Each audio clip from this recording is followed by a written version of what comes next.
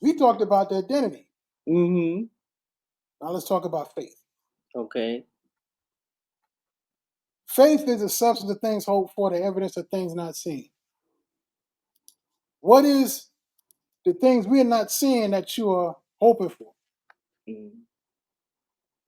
What are the things that nobody see but you, because you have it in your spirit mind, or in your spirit, in your heart.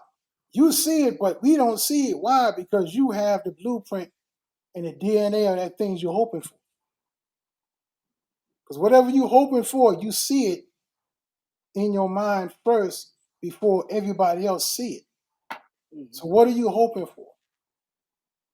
What is your faith creating in the spiritual realm that nobody else can see but you and God?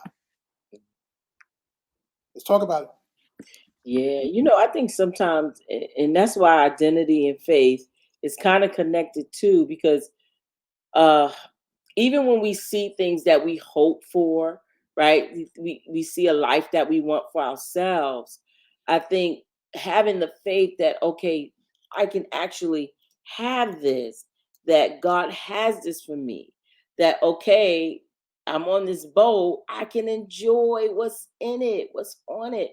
So we have to have faith, not in our ability, but faith in the promises of God, faith that the life God promised me that I can live, faith that what God says He has for me, that I can actually walk in it, I can live in it, I can experience it.